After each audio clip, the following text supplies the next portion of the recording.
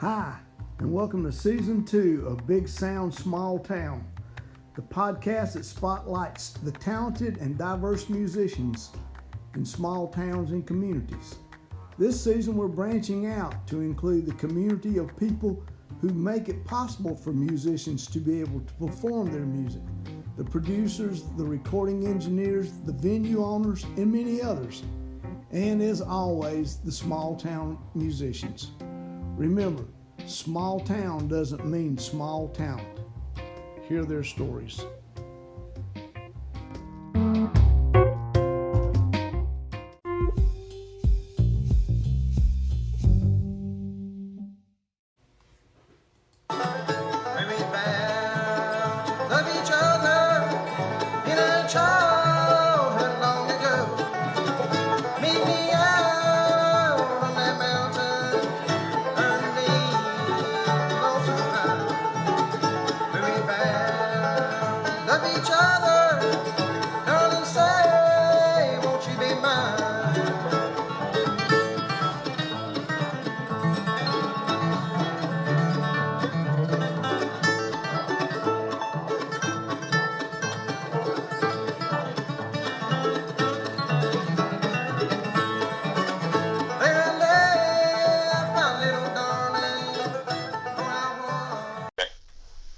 Today on Big Sound Small Town, I'm in the pink room of the Big Bass studio, and this is different than anything I've done before.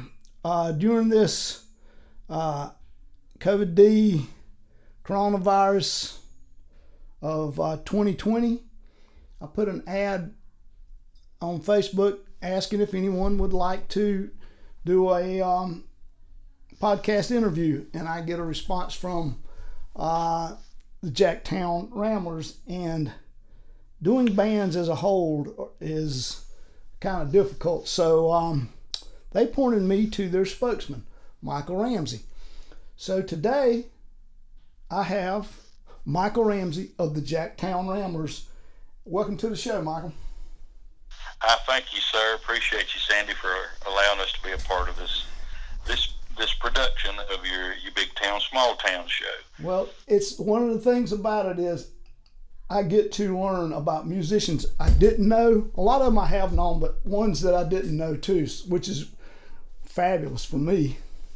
Oh yeah, exactly. And it turns there's a good many. I have a good many listeners, so it's good for people to know your story, know about your band, get your band some publicity. Yeah, expanding musically interested folks. Yeah. Expanding some of their hearing options, I guess, or listening options. Yeah. Might be a better way of saying it. And I think it is. I think that is, also the premise of it is, there's as many good musicians still here. They don't have to be from a big town. They don't have to go to the city. There's a lot of good musicians in North Carolina and the world. Oh yeah, exactly. All right. Well, tell me a little bit. Inform me about the Jacktown Ramblers. Well, actually, the Jacktown Ramblers is a fairly new setup, and I was talking with Gabriel, and trying to get a little information because I'm new to the situation as well myself. I've not actually been here an entire year yet as a full-time bass player. That really just sort of kicked in toward the latter part of 2019. Gabriel called me and asked me if I'd be interested in going and playing a show with him in Point Pleasant, West Virginia. This was probably about maybe January or February last year. And I said, sure. He knew I was retired and had time on my hands. And so I said, yeah, I'll sign up. And we went up there and done that, got together and practiced some of the material a few times. But according to Gabriel, he and Shannon Leisure, Gabriel Wiseman being the mandolin player and sort of the guy that sort of started all this craziness, he and Shannon Leisure got together, been knowing each other for years, but I think about in 2018 and maybe started doing a few duets here and there. And getting into a few places to play, and he said in doing that they played around Black Mountain, Asheville, Shelby, and Lincoln, for duets, and then they started talking about adding a bass player. They had a friend of mine went and played with them, Joe Hasty. Joe lives here in Morganton as well, and he also teaches at this place where I do. We'll talk about that a little later. Joe went and played with them for a little while, and Joe is more from a jazz background, but an upright bass player in that realm. Right. And so he played with them for a bit, and he's busy. He has his own little jazz group that he plays with and fills in with other things, so he stays busy with music. And Gabriel and them asked me to get involved. Even prior to me getting into the band, they ended up asking Brett Setzer to come on board playing banjo with them.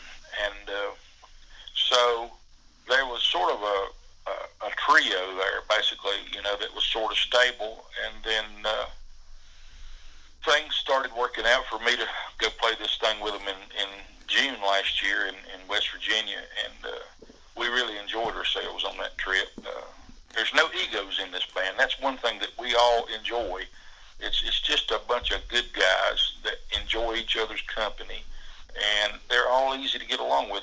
Sometimes that's hard to find in a band situation. That's really hard to find in a band. You said that right.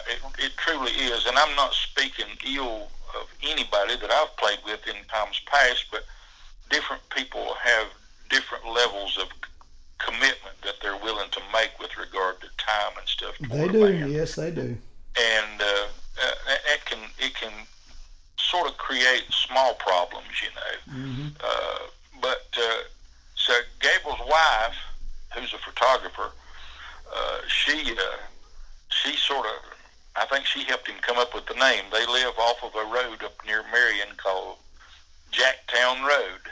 And so they just crammed the Ramblers on the end of it. And even my son, who's a professional musician, he likes the name. I like the name too. It's a cool name. He said it's good.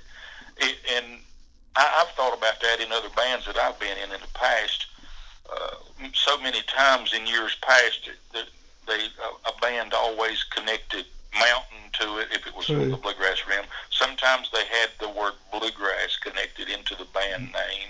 So it sort of pigeonholes a band by that to a certain extent. If it's the Come Hither Mountain Boys or whatever, people sort of get that connotation that it's going to be old hokey country stuff. It's sort of, sometimes people can attach a negative thinking to those names.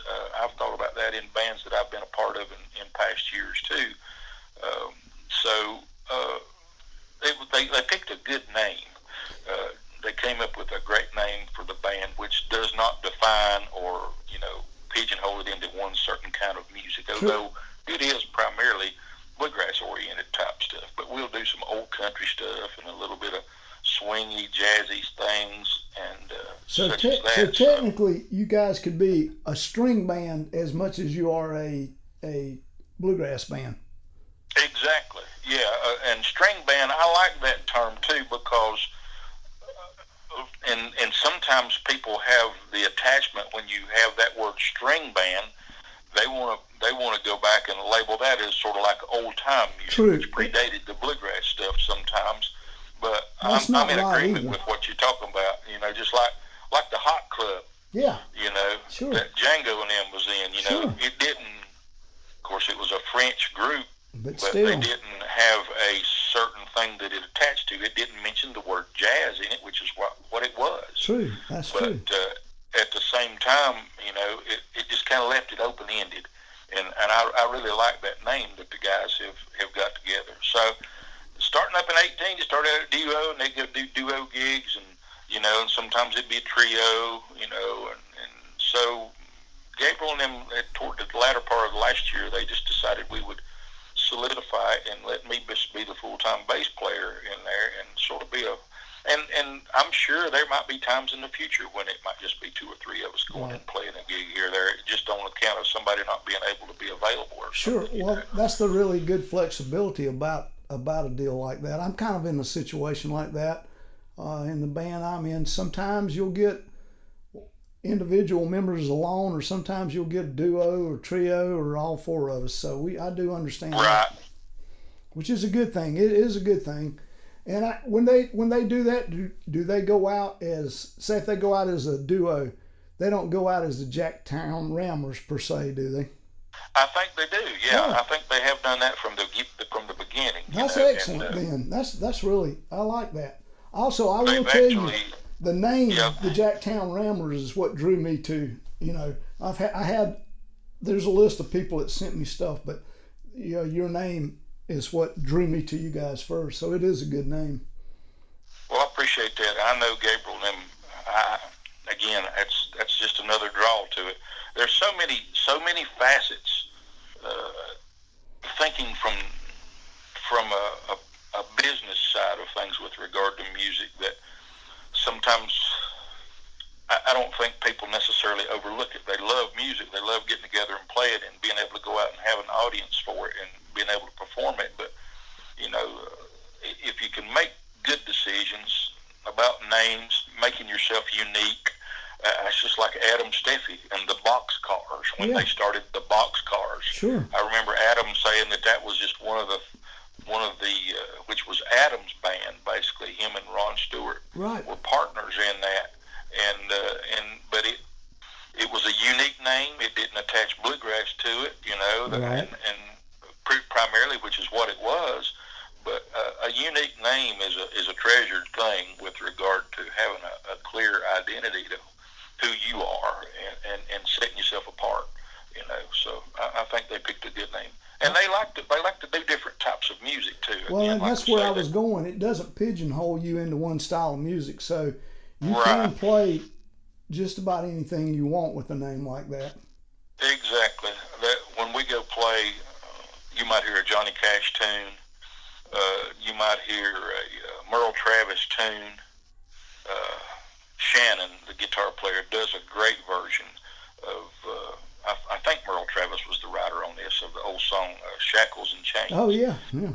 And he starts it out just real cold with just singing and a light vamp on the guitar. And we get partway through, and then we come in with the music in behind him, but it ends up being sort of not quite swingy, but almost in that vein. Brett takes a very, very small back-ended part with the banjo and just kind of lays back and lets the mandolin and the guitar and the bass sort of carry everything. And then we like to do some of the Grisman tunes, you know, some of the stuff that we've been doing. We do Tipsy Gypsy and Upville and a few other tunes that Grisman has done that were completely new to me. I had to sit and chart them out myself, you know, to know how to play them. And of course, we try to do EMD every once in a while, which has been done by a lot of folks a lot of times. But I like the variety. I had been dormant, basically not playing any music for about 10 years, since about 2008 until about 2018, and I got together playing with some other folks from here in town and needing to fill in, and became a member of their band for a little while. It was just a little trio. We played some wineries and things, and they stretched me a little bit, and I like that stretching myself. Because it keeps it interesting. It does. You got to stay on your toes. But we like to do a variety of stuff, you know. And I think the people, they like that, you know. We've actually had some folks. Well, tell me what this swing, what this gypsy swing stuff you're gonna do. We were playing at a winery out toward Hendersonville last year, and there was some folks sitting there listening, and they saw it in the description of the band, and so we just said, okay, now here's one, and we're going to tell you, you know. And so we were educators for a moment there, to a certain extent. That's part of music, I think. Oh yeah, exactly. But the band. One thing that I really like about the band is we try to connect with every audience that we get to play for, and that's through humor. A lot of times it costs some of us a little bit of our pride, you know, because Gabriel's telling funny things on each one of us. We just accept it and go on with it because we know it's all in just jest. But at the same time, it makes people laugh, and so that downtime sometimes that people have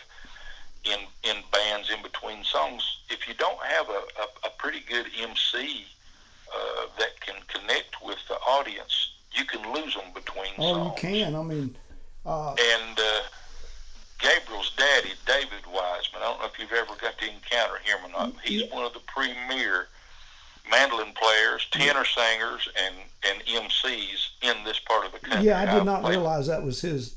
He was kin I've there. played music with David in the past and absolutely love that. So Gabriel's sort of carrying on a tradition. That's good. Of his daddies, you know, with that regard. Every once in a while, and this might perk some people's interest in trying to get to see us when we get to where we can get back out and play again. Really? Gabriel might pull out a magic trick on you right on stage or something. That's scare pretty cool. You. So it's a roller coaster ride sometimes when you come to see us. You can't never tell, and we keep it mixed up. We don't try to keep the same old stale jokes from place to place, because then once you see a band right. 2 or 3 times, you're hearing the same old jokes. Keep everything kind of fresh and moving along. And so it's a total entertainment package as opposed to just hot picking.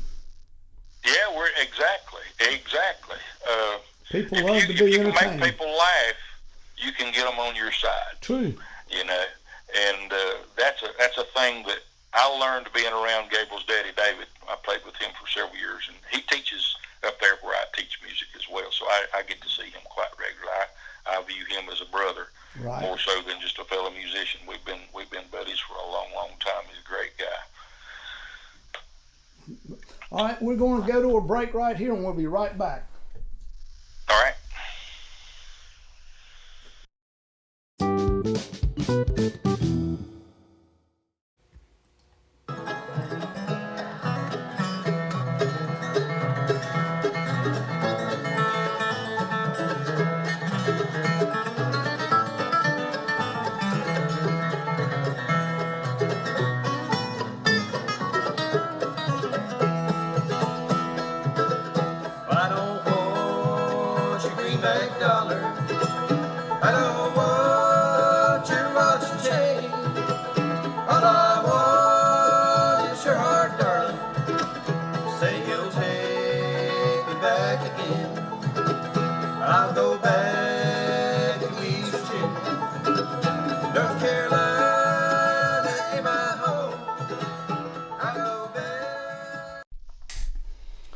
Okay, I'm here with Michael Ramsey of the Jacktown Ramblers, and I'm going to get him to tell you a little bit about the band members.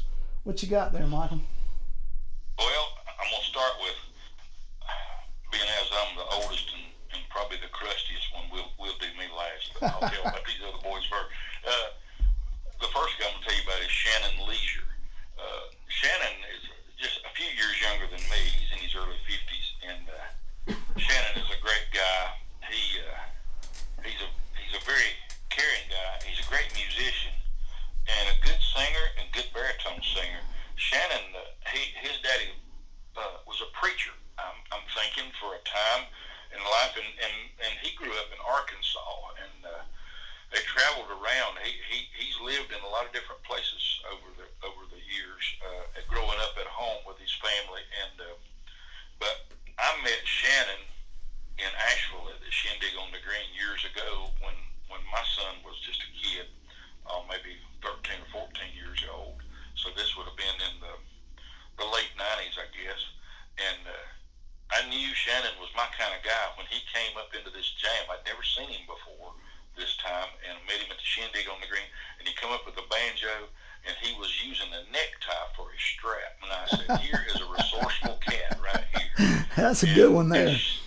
And Shannon was he's a great banjo player. Now he can play one. He prefers to stay with the guitar now, but he was a good banjo player. He played some melodic stuff, and he could play some scrug stuff on the banjo, and and that was my introduction to him. Was there with that necktie strap, and I still remind him about that quite often. And that was as a banjo player too, right? Sir? He was a banjo player at that point, right? Yeah, he was playing banjo at that time. Yeah, and he's played with a lot of different folks over the years. I don't know if he was actually living in Asheville at the time, or if he just happened to go up there. Lots of us would travel and go to the Shindig Sure, yeah, I've been to the, yeah. Just to get together and jam, and but he lives here in Morganton where I do, and but he's got a few kids. Jack is his youngest child. He's about 4 or 5, and Jack is his chief chicken wrangler. They got chickens at the house. Oh, and yeah. He's got a set of twins, Lydia and Henry, and they're about 7 or 8. And so Jack keeps Shannon on his toes.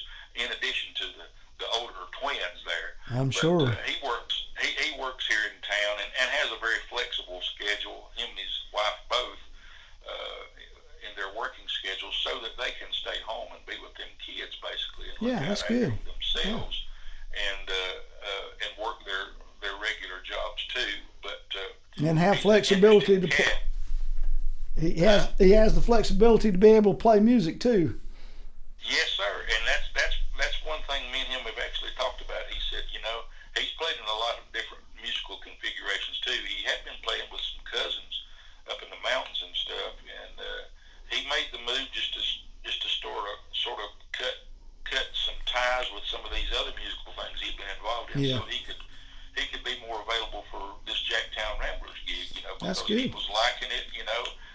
No disrespect to anybody else, but it's just what he said he felt like he wanted to be involved in at this point in time. Sure. Great guitar player. He throws off on himself a lot, saying that he's not a good guitar player, but he is a good guitar player, and he's a great baritone singer as well, which brings a lot of help in when you're trying to get harmonies and stuff. That's one of the harder parts for folks to be able to hear. It is. Baritone's really hard. Yeah, I do. Some people call it baritone, is what I've heard it referred to as. Yeah, and I think that's pretty close to right. But it's because you're trying to hit on all the notes that everybody else is, and there's not much left over when you've got a lead and a tenor that's getting it in there. There's not much left to pick from. It's probably the hardest part to sing. It is. He's a great guy. He's a fun guy to travel with and be around. That's good. He's a very thoughtful person. Me and him sometimes ride together when we're getting to gigs and stuff, and he's always trying to shoot a $20 bill off on me because I am playing a bass and hauling it around my vehicle. Right. You got to have a sizable vehicle to carry furniture around to play, and so he'll go ride with me, and then he'll try to doff $20 bill off on me since he's riding, but I usually try to fight him off on that stuff. But Shannon is a good cat. He's a quiet guy, but a very intelligent dude too. He's super fun cat to be around. So, and then there's the Brett Setzer. Now he is a commodity all on his own. I remember Gabriel sometimes introduces him, and he says, "Everybody's got one, and he's ours." He's a character to speak of. He's played in a lot of different bands. Started playing when he was about 17, so he's been playing probably somewhere in the neighborhood of 24, 25 years. I'd say somewhere along in there. In that time, he's in his early 40s along in there.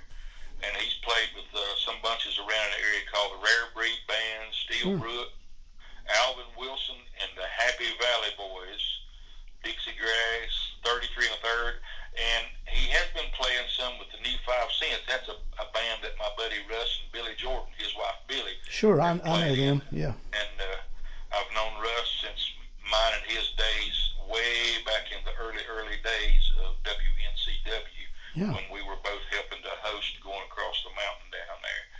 And he's played with them. But Brett says that, his love of the music, his daddy always had people around the house. His daddy has passed away, but his daddy played. His name was Steve Setzer. And Brett said that there's always having jams and parties, picking parties and things at these houses he's growing up. So he said he was stealing licks and trying to get anybody to show him anything that they could show him, Yeah. And he's a good banjo player, and he's a rare breed among banjo players. Sometimes so many banjo players, they think that it's either on or off. Right. And it's hammered down, play it as hard and as loud as you can from start to finish. Brett has the unique ability to be able to have a That's great. I've heard people say that sometimes the difference between a chainsaw and a banjo was that a chainsaw did have a dynamic range. That's pretty funny. Yeah, that's funny. But Brett has got great dynamic range. He's a cool cat to be around. Funny. Country has cornbread, and he'll tell you that right up front. He'll sing lead. He'll sing some tenor, and he loves to see the crowd get into the show. He's sometimes he comes off as a cheerleader. We might have to get him a set of pom poms and some saddle Oxfords to fill that thing out there, but in trying to get the crowd involved in times. And that's not to say that that crowds are hard. Crowds are hard. Time where we go, but Brett's a big part of that good time. He's just a good cat. He's a super guy, and he's the best tractor mechanic that we've got in the band. That's great. Basically, that's what he does for his living is mechanic on tractors and trade around on them. And he is a good tractor mechanic. But we tell that on him as we're introducing him that he's going to get the tractor mechanic of the month. Well, I'm telling you, with this month. Tractor prices the way they are, everyone needs to know a good tractor mechanic. Oh yeah, and the other piece about that is you can buy older stuff that's better than the newer stuff. Well, this is If true. you can get it repaired by a good guy, you'll have a better tractor than what you could spend a whole bunch of money for one now. This is true.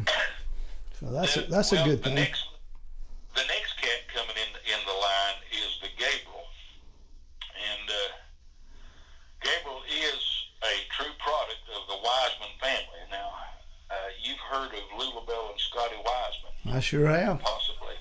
Oh yeah. Well, him and his daddy, they're kin to that Wiseman group from up there around the Spruce Pine area Right. where Lulabelle and Scotty lived. Mm-hmm. And they had an Uncle Jimmy who was a great fiddler.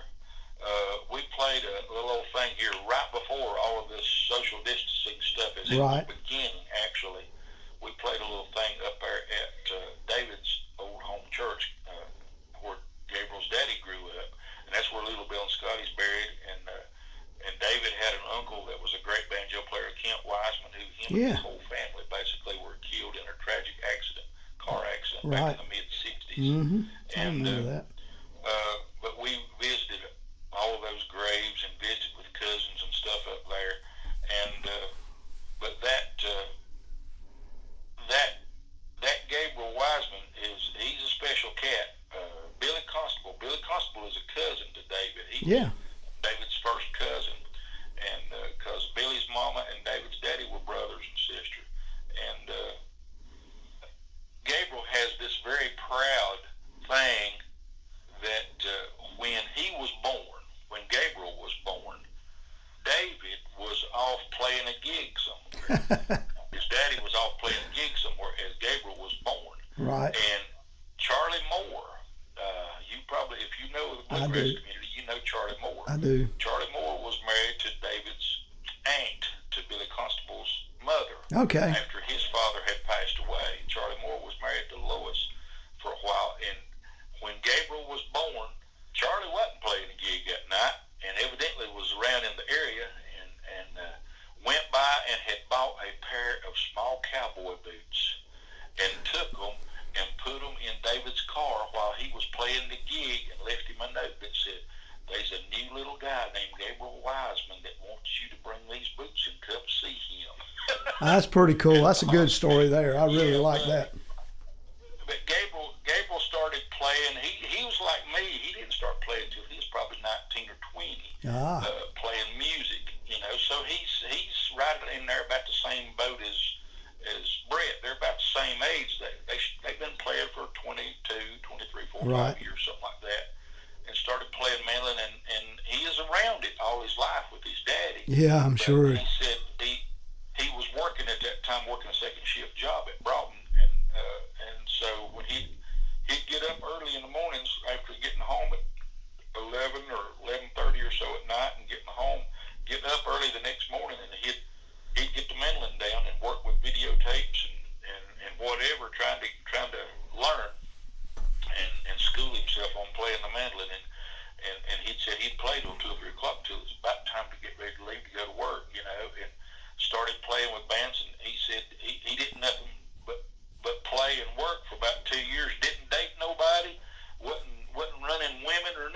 You know, you have to do that. I mean, you have to do your woodshed time at some point in your life.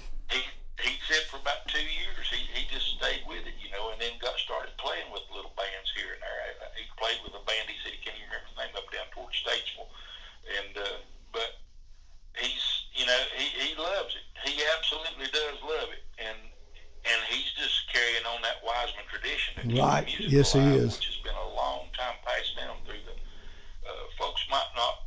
Some folks, listeners, might not know who Scotty Wiseman was, but if you've ever heard the song "The Brown Mountain Lights," sure, Scotty Wiseman was the author on that. And David, his daddy, talked about how the family sometimes they would go out there on at the Wiseman's View. You're right, exactly. Which yeah. was out on NC 105 along the rim of Linville Gorge. Right. Watch for the lights out there. Me and David's been out there looking at them coming back from gigs in Neyland in the years past. Well, you know, it's funny too. A lot of my listeners, we're located in Cleveland County, which is a banjo bluegrass mecca for the most part. Yes, sir. And yes, sir. So a lot of my listeners will really like this insight into that part, because there's a lot of knowledgeable bluegrass people here in Cleveland County. Oh yes, sir. So that's a good story. Well, they talk about how Ralph and Carter Stanley played at WCYB over in Bristol. Mm-hmm. Flat Scruggs came through there and played some for a while, and of course, that was the side of the Carter family coming down. And yeah, it is being recorded for the sessions way back in the 20s. Right. And you could take and I've heard George Shuffler, who was a family friend. Sure, I know George. Say that you could take a pen and put it on Bristol, Virginia, and you could draw you a circle about 80 to 100 miles out any direction that you wanted to go.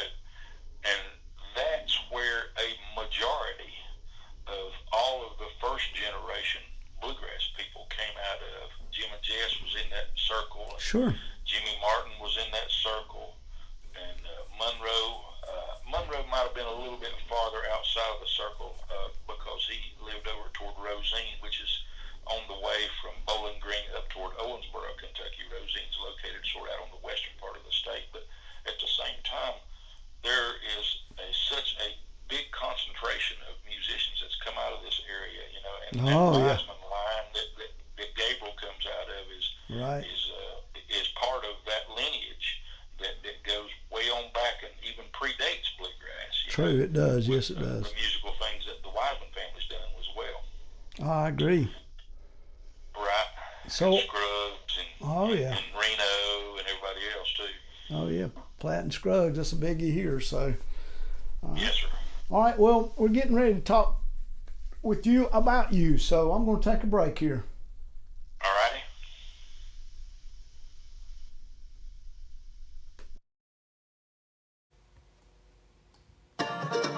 That I cried the faster that train flies farther on down the track.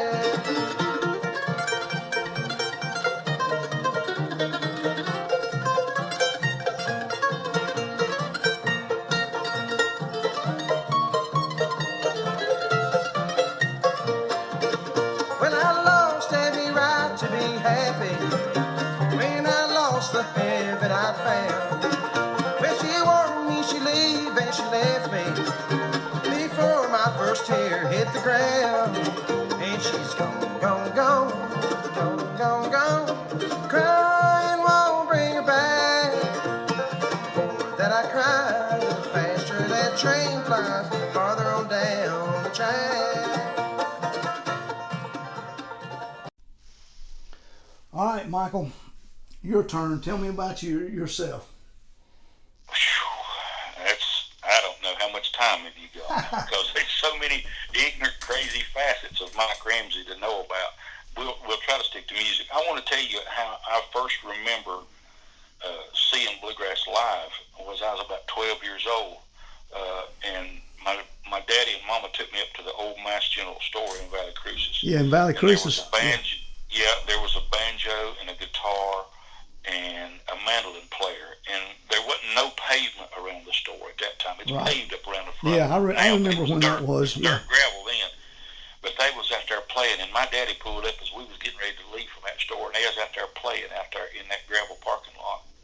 And I rolled the window down in the car. Nobody had no air conditioner. The window was probably already down back then. Yeah, probably were. In the early 70s.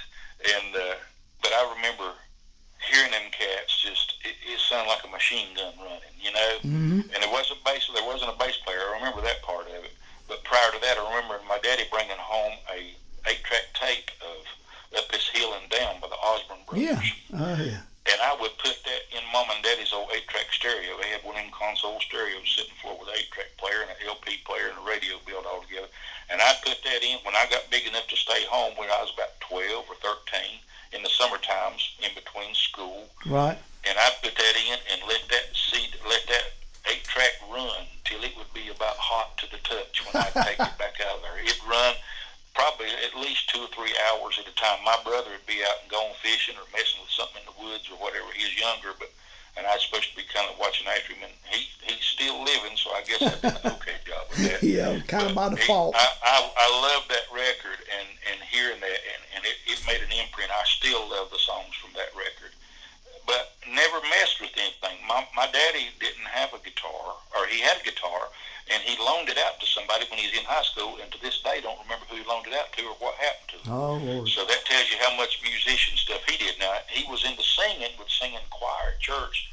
The Ramsey family come from a bunch of singers down in that same neck of the woods where the Shufflers came from, down on Enon Road down in there where George lived and his mom and daddy lived. And his daddy and my great-granddaddy were rabbit hunting buddies back in the early parts of the 1900s back in there. And so we've had that connection for a long time. But I got started messing with the banjo when I was about 20. I had started paying for one, and Mom and Daddy decided they'd give me $40 for my birthday present to finish paying it off and get it out. And I got it and took a few lessons for about a year from a guy that lives in Birmingham, Alabama now, Bob Tedrow, who had a store here in Morganton called the Music Brothers. Okay. And still keep in touch with Bob. He's a great guy. He's known now for building concertinas around the world. Oh, really? But, I messed with the banjo from 80 until about 90. I went through just basically one band through that time. Me and my wife's cousin and some friends had a little gospel band that was called Irish Creek, and we played around in churches here and mostly here. A few trips over into East Tennessee and around, but we also started a show here in a little old gospel station in town called Gospel Grass. It was all bluegrass gospel stuff. Me and my wife's cousin Ronnie did that, Ronnie LaFevers. But that expanded until Ronnie decided his job changed and he moved away, and we didn't keep a band together. So I ended up not by design, but sort of by default. It was always interesting to me of playing an upright bass. I borrowed a bass from my buddy I was in the band with, Andrew Coleman, and played it for about a year. And then I finally bought it from him, you know. And he had an electric bass. He had a couple little opportunities to play with some other gospel groups, but he's playing electric bass with them. So that got me started in 90 on playing the upright bass, and played in a couple more gospel bands. One bunch from up around Bakersfield, North Carolina, called the Narrowway Quartet, and then also started playing in early 92 with some folks here at home. Had a group called Damascus Road, acoustic gospel. Yeah, I remember them. And so we made several recordings. I'm trying to remember now how many we did make. It was maybe 5, 6, or 7, something like that, no more than that. And got introduced. I was concerned. I found right before all of that happened, before I started playing bass, I heard about WNCW coming on air. Yeah. It was called Western North Carolina's Window. That was in the fall of '89. Yep, that would be right. 89 was when it came aboard. Mm-hmm. So I got in there and I wrote a letter I didn't know who I was writing it to, and I sent it to the station. I didn't even know that there was a program director or a station manager. I didn't know nothing about radio, basically, at that time, asking if they would do a dedicated bluegrass show. So Burr Beard was the station director at the time. Yeah, he was, He said, why don't you come down here? Can you come down here Saturday. And I said, sure. I was working a job then, as I did up until I retired in 10. Excuse me. And Burr said, come down here and said, maybe we can talk about this. So I got down there, and that's where I met Russ Jordan. Oh, yeah. And, and he asked if we would be interested in helping to host the show. So that started up in January, February of 90, somewhere along through there. Prior to me starting to play bass, I was still playing banjo. You're still a banjo player. Yeah. And met Russ, and me and him actually were the ones that was able to get started going across the mountain at WNCW. That's too cool. At that time, it started out, first hour and a half was bluegrass, and was hosted by Russ about 3 weekends out of the month, and I do one, because Russ lived closer by. He's over in Green Creek. And then the second hour and a half of the show, the whole show was called Going Across the Mountain, was dedicated to old-time music, and there was a couple of guys, I want to think they were out of the Black Mountain area, don't remember their names, that would come in, and they did like me and Russ, they just trade off hosting it. Right. And then as time went on, by 1992, that was the last time that I went down and did a show, was probably in May or so of that year. It had transferred into 3 hours of bluegrass, and then they had started This Old Porch show, which was the old time stuff. Right, yeah. And they had separated the two shows by that time. And I went in there and queued up records. We're still using LPs and a few CDs at that time, not many, but mostly LPs. And sitting there queuing up songs and back talking what I'd played and doing them station announcements and checking the meters and stuff on the transmitter signal strength and all that stuff in between. It was when I did that 1 3-hour show, I come home and I had to lay down and take me a big nap. It wasn't a physical thing, but it was a mental brain strain on me, to keeping everything going. And you wanted to be able to hit the mark at the end and have your song timed out and maybe have a thing or something to say when you just handed it off to the next person and be on time for everything and not have any dead space and everything else. But it was that was a fun time. Have you been there lately? I'm thankful, sir. Have you been there lately? See how much it's changed. I haven't been down there since Dennis Jones left. Right. Yeah. And you might understand why. You might do. not. I'm not going to get into those politics. Yep, I do. I understand. But even though I didn't agree with the way those things were handled, it's still the best radio station around. Without a doubt. I'll give it that, because I do know this, and I'll tell you this little insight that you might not know. When Sirius XM and what was the other side of the satellite stuff? Oh, yeah. I can't remember now. Well, anyway, it's all Sirius now. Right, it is. Two factions back then, back when it started up. They came and they wanted to start carrying WNCW as one of their channels. And I do know this for a fact. And they said, and the station talked to them, said, maybe we'll be interested in doing it, and actually had some discussion about it. And they said, here's what we'll want to do if y'all come in. We'll want to do this and we'll want to do that. And they was going to start telling them how to change up the format and change things that they were going to do. And that's when the folks at WNCW told them, said, we're not interested. Well, I think that was a good choice, really. That was a good move, because there's not very many good radio stations left in this as far as terrestrial radio stations. I agree. And I'm not trying to throw off on satellite radio as well. I'm glad we've got that. I don't participate in it. I don't participate in it.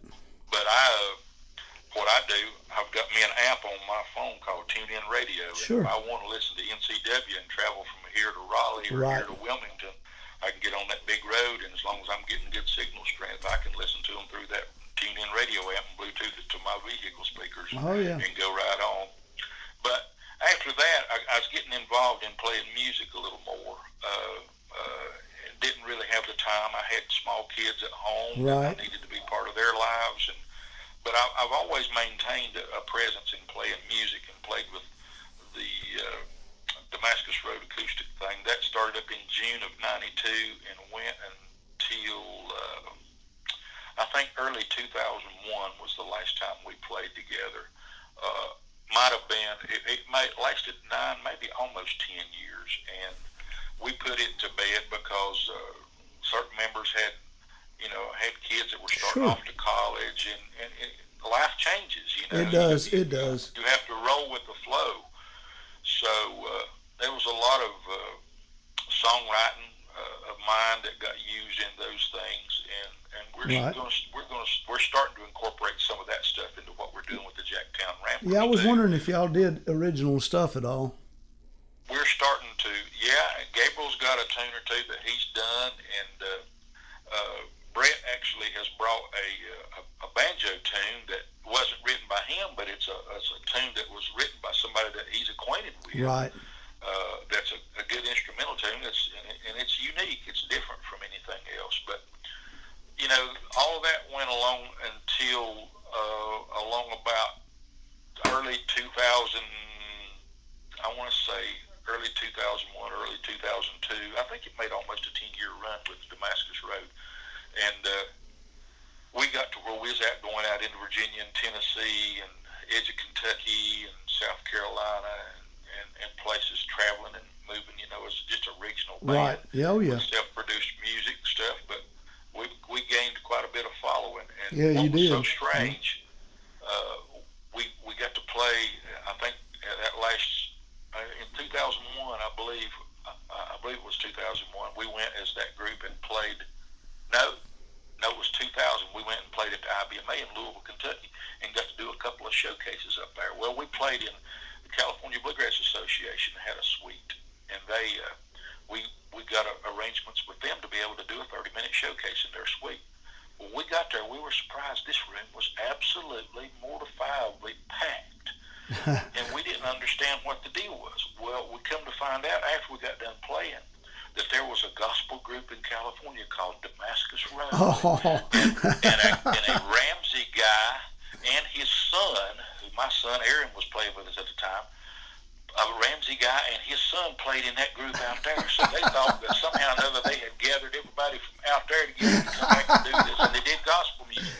That's a great story. Fronts. It was so strange, but we did get a good reception, and actually they offered us some slots to go out there and play festivals out there, but there wasn't enough money in it to cover travel and people leaving their jobs and going out there for 4 or 5 days with the time change, playing a festival and getting back home. It was just not worth it, and we didn't depend upon music for our living. Right. Depended on our jobs for our living, and music was anything that come out of it was supplemental to that. So, and then we started doing the Linville Ridge Band stuff.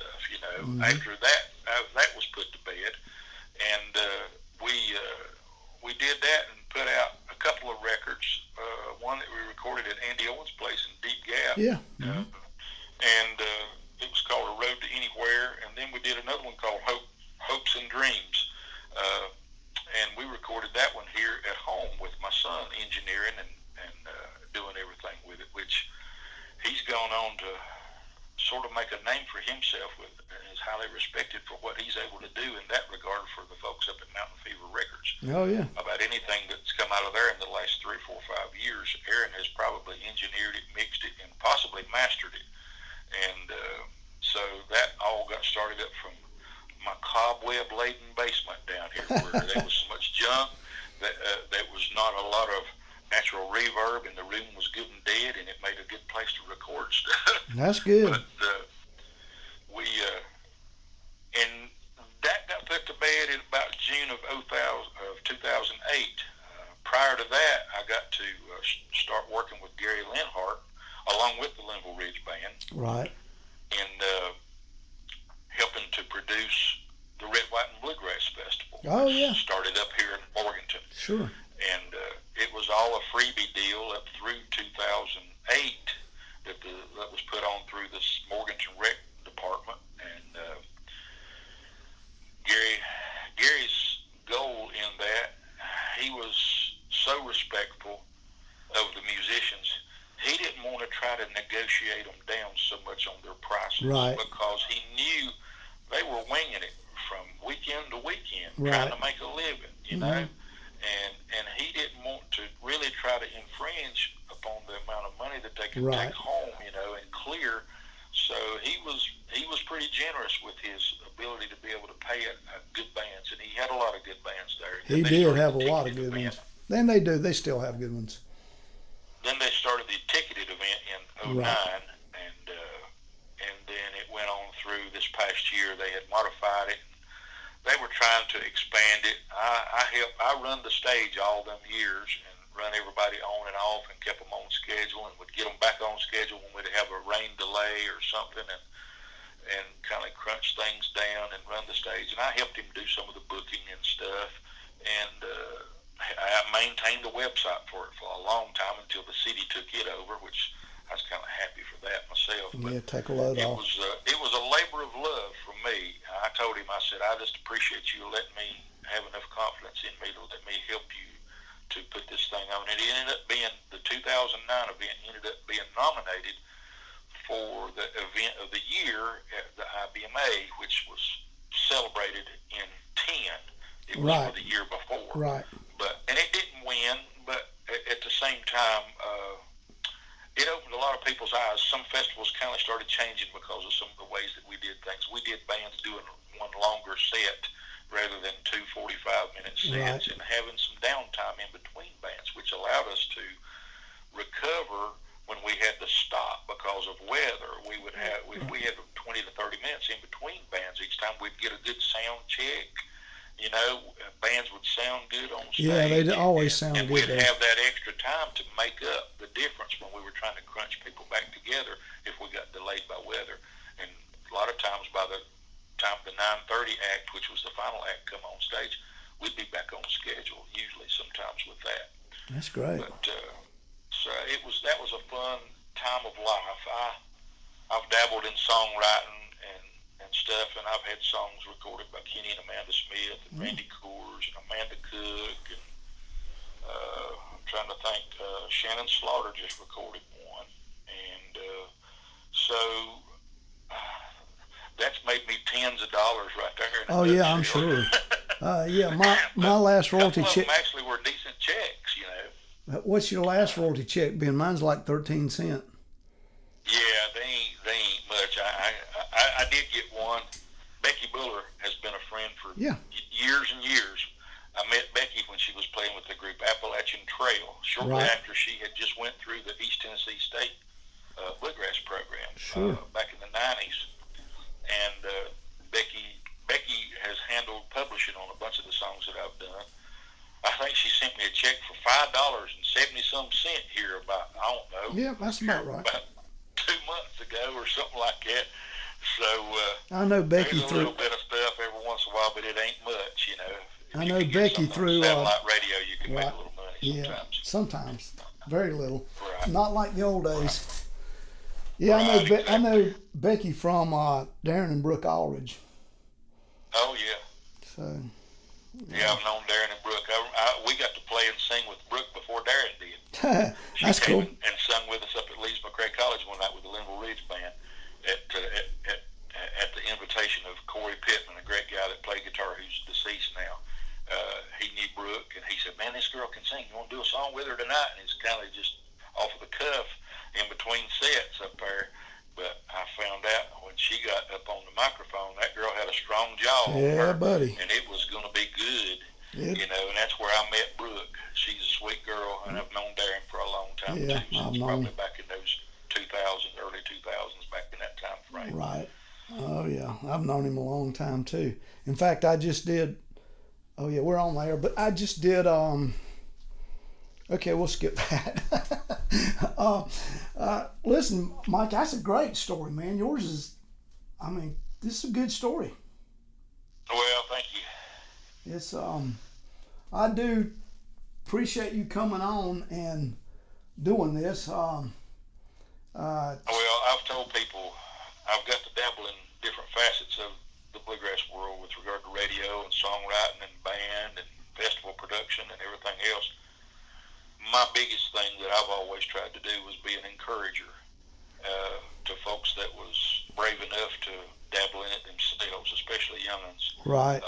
Yeah. Tell me about what you have going on with that these days. Since you were talking about young'uns. Oh well, for the last 5 years, I've also been teaching bass up here. The Morganton Rec Department has a JAMS program. JAMS stands for Junior Appalachian Musicians, and was started by Helen White, the girlfriend of Wayne Henderson, the great guitar builder up in Virginia. It was started up there. There's lots of these programs around here in Virginia and Tennessee, North Carolina, and South Carolina, and I don't know if any's got up in Kentucky yet or not, but it's teaching kids. Helen and Wayne's thing comes more from an old-time background, but when we started the program in Morganton, since we were so close to Cleveland County and the Scruggs area of five-string banjo style, Gary wanted it to be a more bluegrass-oriented thing. So we have people that teach five-string banjo and fiddle and mandolin and guitar, and I get to teach the upright bass. That's and, super. I've got about 6 students right now.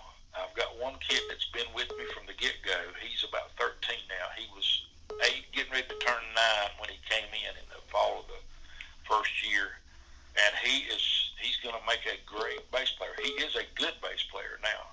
I teach him to read charts, and I teach him scales, and he can, heartbeat cut you a 2-octave F scale. Wow. Without blinking an eye. I'm impressed.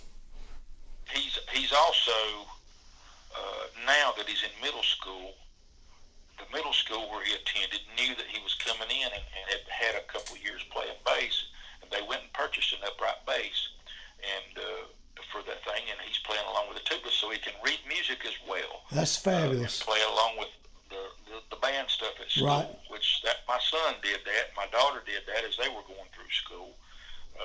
When they were making their way through junior high and high school, my daughter thought she was going to go on and teach music theory, not music theory, but be a music therapist in Appalachian, originally with the intentions of doing that. But then she kind of got bored with learning music theory. She wanted music to be fun. She understands it to a great level. She just don't know how she understands it. I understand that. She got bored with it and turned it into a regular teaching degree. And she taught school for several years, and she stays home with the grandbabies now, teaching them and homeschooling them. But music's been around at our house a long time, and I'm just thankful for the opportunities that I've had to be able to participate in it and the many great friends that I've been able to make. And I feel not disheartened, but I feel for all of these musicians right now who have kept a flexible schedule in their lives to be able to play music in a band or record music or be a studio musician or put on shows. There's so many more people more than just the musicians. There's the promoters. There are. And the great venues.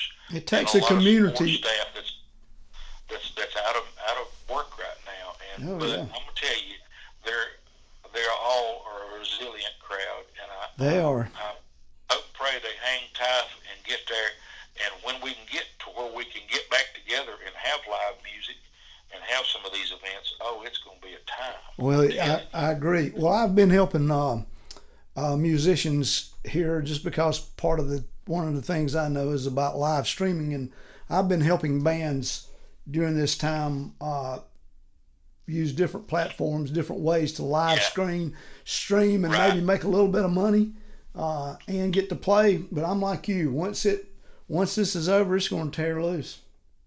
Me and Gabriel are getting some equipment and things now that's going to help us to be able to do some more of that. So I mean, that's here within the next few weeks, maybe we'll be able to get back together and do some more stuff like that. At least keep a thing going, and keep folks aware of what you're interested in and what you're doing. I think this may be. I think the live streaming part will become a part of the industry from now on. I think that you'll see more of it since a lot of people have gotten comfortable with it during this time. I could see that becoming a permanent part of the music business. I knew a guy and still know him. I haven't talked to him now in a couple of years, but he had the idea. He was a very fortunate individual and had money. I'm not going to mention his name, but me and him talked about this back in 11, about possibly, he was talking about setting up a studio. He was very blessed with his money, and he was talking about, he was enraptured with the people that, again, are brave enough to try to make a living playing music.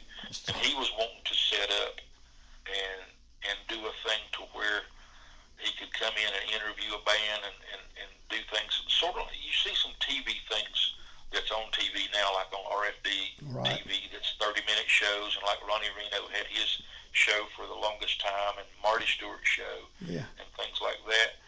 But he was wanting to do this and set up the whole thing dedicated basically to acoustic music, just to have it go on a revolving basis. And he had the foresight, even back in those days, of talking about letting people buy a subscription to come to do this and basically sort of have an ongoing year-round festival on TV. Yeah, I think that would be a great idea. And he, I haven't talked to him. I'm gonna go back and ask him about that. It'd be a good time to revisit that, no doubt. It'd be a good time to revisit that. He was just enamored by the music and basically came to understanding the bluegrass world by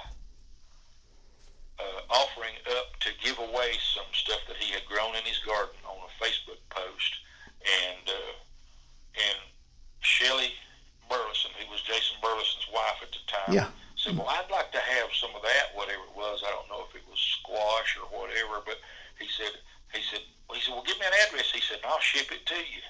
That's how benevolent this dude was. And he said, she told him, she said, well, I'm just going to send my husband over there to pick it up if that'll be all right. I said, we ain't that far away.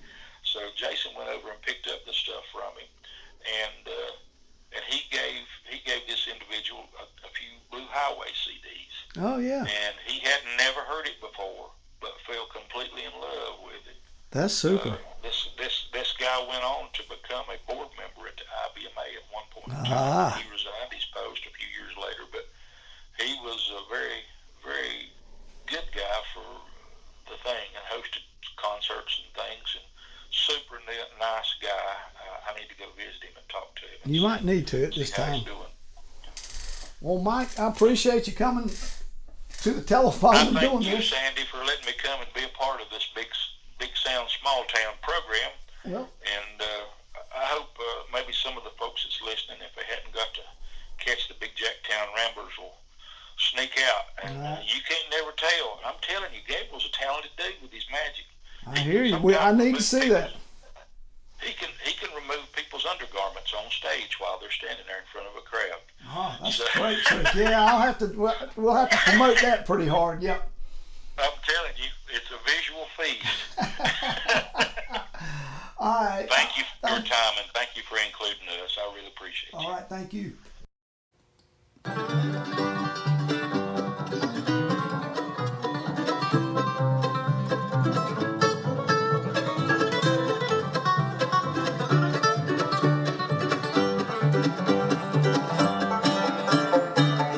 Was something that somebody said? Yeah, baby, we broke the rule. Was somebody up against the law? Baby, you know I die for you. Ashes of laughter, the coast is clear. How come the best ones always disappear like Ophelia?